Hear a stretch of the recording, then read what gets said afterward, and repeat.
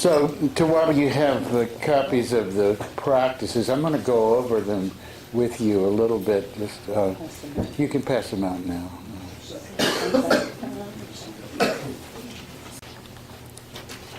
So this is basically what people that are in this Sangha are being asked to do, and it's not a lot, except when you consider we're asked to be aware all the time,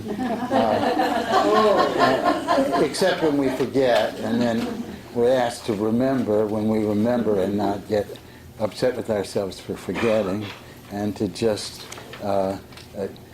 cherish, as my friend Ramat says, the short periods in which you are in the meditation, cherish those, they count for something, the more you dip in, the more sweet it is to do. Basically, the one practice which we did go over, this sitting meditation, to precede it with saying Ya Raqib. This is just a way of kind of quickening the heart energy and the concentration, because Ya Raqib is that quality that allows us to concentrate in a way that is heart-centered, full of interest, full of curiosity, and not, in other words, if I'm looking into my stuff, I don't want to be in a place where I'm going to say, oh, yeah, I want to be able to be interested, say, oh, yeah, this is what's going on. What does this mean? What's underneath this? Where do I feel this? What in my body? What emotions are underneath here? What's this trying to tell me? Curious, interested, because you haven't identified with being perpetually deficient, so you can just be curious and interested, and then when you see something that you want to change, you can say, oh, I'll try this different approach. And it doesn't have to go with a lot of self-flagellation and judgment and sin and repentance. Just as Rumi says, even if you've broken your vow 1,000 times, come once more, come. This is not a caravan of despair. You're welcome. Ya Ghaffar. Even if you've broken your vow 1,000 times, come again. Come fresh. I never forget you. So that's the approach to take, and Ya Raqib just helps us bring our heart up into pitch and to remind ourselves to pay attention, that it's all about giving our full attention to what we're doing. And then as I've gone over this, begin to breathe naturally, notice the rhythm of the breath, and consciously maintain this rhythm for a while. If any questions come up when I'm going over this, ask me. Gradually allow the breath to become longer and more refined. Become aware of the small natural pause at the top and bottom of the breath. Now, some of you may have difficulty finding that, and it's kind of a key to whether or not you really have a full natural breath going. You can kind of look for it, coax it a little bit, into when just to breathe, and when you come to the place where the breath turns, it's going to turn naturally if you've fully exhaled, and it's going to turn naturally if you fully inhaled.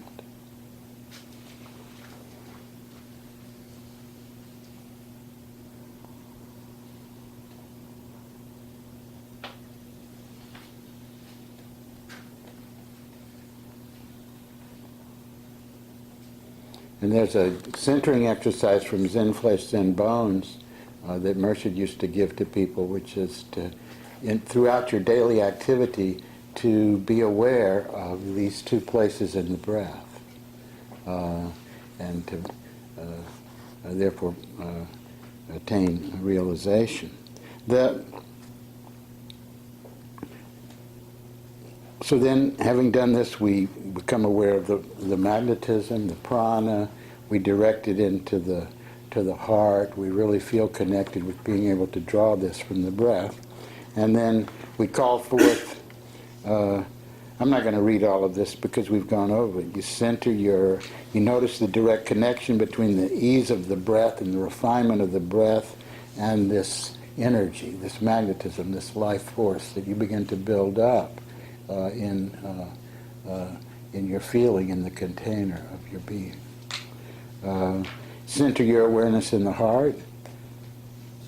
Bring the magnetism into the heart as you inhale and radiate. So this is just a very simple way to begin.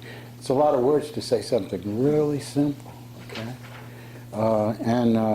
And then you call this feeling forth as love, and then it's the love of the one worthy of all our love and appreciation. We can, help that along by remembering, using toward the one, or Allah, something on the breath that adds to our consciousness, that we're attuning to God, that we're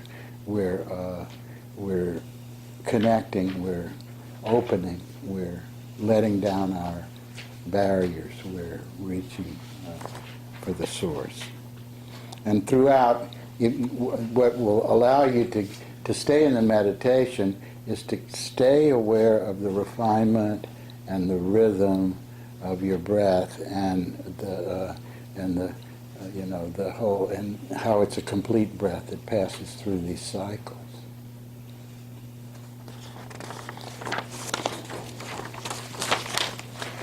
We went over the 20 purification breaths and the prayer, and the one thing I want to emphasize is that I'll just read over what I said here.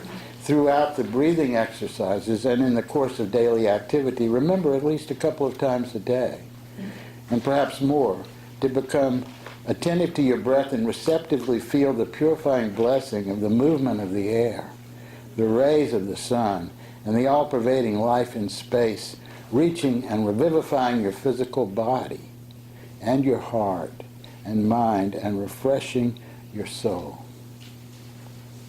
Refreshing your soul.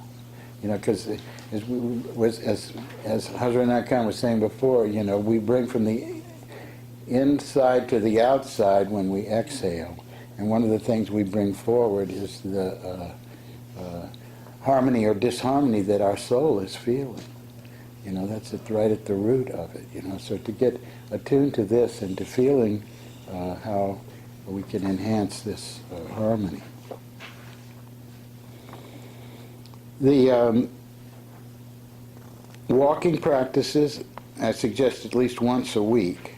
And one is to practice this Hara center walk, because it keeps us grounded. It's really, it's a way in which we are allowing ourselves to make a container that will hold this magnetism that we're building up through this breath practice that we want to utilize for good health and for life force to meet our challenges, and for strength and courage of heart, and all of those qualities that we want to bring into our life come out of this boundless life in space.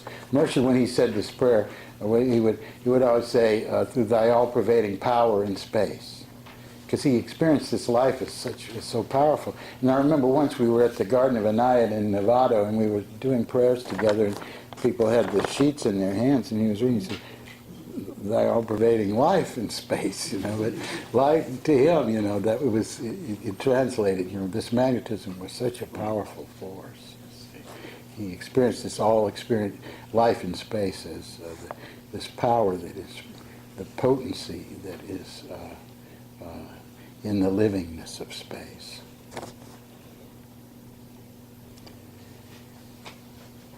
So we do the Hara center walk at some point. Deliberate, rhythmical, 4 steps as you inhale, 4 as you exhale. This is very square. This is very grounded. This is very earth-centered. Root chakras are involved here. It's all, leaving no energy that's running in your body out. You can bring it all into this center and integrate it, leaving out nothing.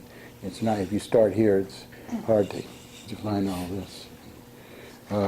The other thing is taking a walk in nature and using toward the one on the breath. I like to do this when I'm walking out, somewhere, and you just pick a tree or a rock or something somewhere that's maybe a mile away or, 100 yards, whatever your range is, and and you already connect with it. You're breathing toward the one. You have this sense of connecting with your breath, being one-pointed in your breath, drawing closer with each breath, and you feel, by taking something very practical, as like a tree or somewhere where you're walking, and to feel that it's already present in you. It's like when the Zen archer hits the target, it's because it's already there. It's not. The goal is already present once it has entered your breath and your heart. That intention, that connection has already been made. So you can feel it really practically by just feeling the pull of this as you're moving toward it, and also to feel your own light on your path. Question? Yeah, when I walk, I walk too far to see my destination. Yeah. So should I just break it up? Break it up. First destination, then can pick a new one and just. You don't have to see it to be able to connect your heart with it. Oh, okay. It could be, like I said, a mile away. It could be, somewhere at the end of your life, Yeah, I was wondering, was it that kind of destination? Yeah, no, that's why we're making it something really mundane Tangible. right here. Yeah, got it. And just, it takes all that angst out of it, as one of my dear friends was saying earlier, she said, I think the one thing I have is that I'm not worried if I don't get there, because I know the process itself is the path. I thought that was extremely wise, and it shows a kind of a surrender that actually is probably a very good way to get somewhere, yeah. When I do my walks up the hill, I put most of my, trying to get my energy focused on my wazifas. My destination is the wazifa. Well, your focus is the wazifa, yeah. That's not your destination. If you're walking up to the top of the hill, you got an actual physical destination. It's like when, Abraham Sussman, who's now a Murshid, and he came here to this meeting upstairs at the time, and Sam would always engage with people when he came in, and he said to him, where do you live? And he thought, okay, this is some spiritual teacher asking me this question. And he said, the cosmos. He says, no, where do you live? He says, the galaxy. He says, where do you live? The universe. No, where do you live? He says, well, I'm living in my Volkswagen bus. He says, oh, very good, very good. My focus is still on the wazifa. Well, your focus is on the wazifas, but all I'm saying is this is a different walk. It's not a wazifa walk. It's walking with the sense of this toward the one. You're moving toward oneness in your being. We're all moving there. Maybe it takes us thousands and thousands upon thousands of times around, but we're spiraling around this. Everything ultimately returns. There is no eternal place of suffering and hell. It's everything ultimately returns. There are fires of purification. There's all sorts of tests that souls go through, but in the end, everything returns, and we keep on through various cycles doing so. And so this whole thing is like taking that notion of this endless movement toward unity, and just kind of making it, let's make it practical. Here I am, I'm walking up to that water fountain up there at the top of the hill or whatever, you know. I mean, I'm going to get a drink of water when I get up there. You know, I'm feeling that one-pointedness of going there. I feel that. Yeah, okay. Yeah, okay, this is just something else to do. Connect with that destination in your heart and breath and feel the destination drawing you toward it. And the journaling practice I wanted to talk about a little bit. This is not a test. Nobody is going to be reading your journals. That you might choose at some point in the future, if I ask you to bring in, you know, something that you have written to share, just as a way of bringing that process into the space and helping others also see some of the things that people are observing. But you're not turning it into me. I'm not. I want you to feel absolutely free. You know, you can draw pictures. You can do whatever you want. But check in. You know, do something to make a note of how you are proceeding with being attentive to your breath in the ways that we're suggesting here. You know, if you do that, you begin to objectify a process by just looking at it with interest and curiosity, and then you're noticing it. I mean, maybe you make just a couple of entries a week, or maybe you make entries you know, several times a day. It depends on you. But I would like for people, what did I say, to write in it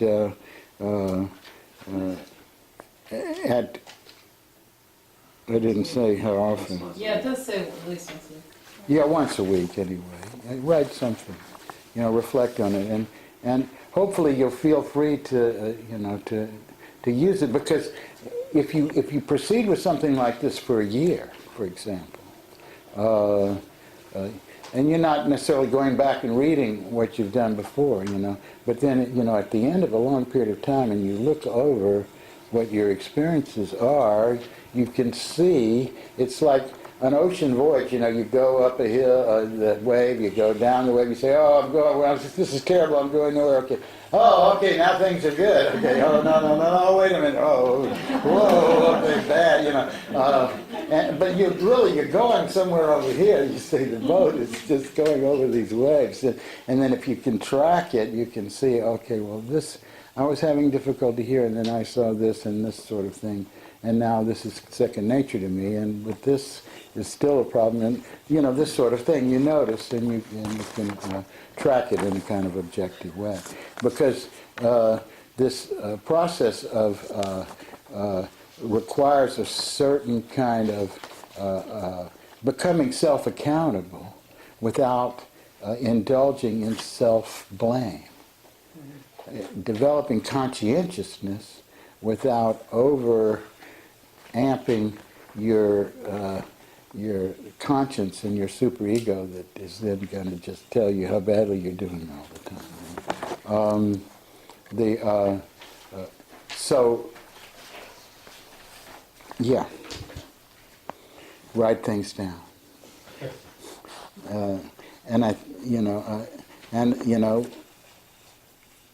Next time when we come in, if you have something that you feel like sharing, maybe we'll do a little bit of that too. But nobody will be required to reveal anything in your journal, so just be absolutely free about it. And that's basically it in terms of practice, except to be attentive to the breath throughout the day and look to apply the teachings we've received. And by the grace of God, may we all find the rhythm to lovingly persevere and go forward in our practice. So, does anybody have any questions they want to bring up about this, the practice, or the what we've done today, or the direction we're going? I just want you to read over these texts, meditate on them, take them to heart, to see what you can gain from them, look at these different things that they're pointing out, do some of these practices, and see what happens. We're in this together. I'm going to be doing the same thing as you in this way, and so we'll all make some course corrections as we go along.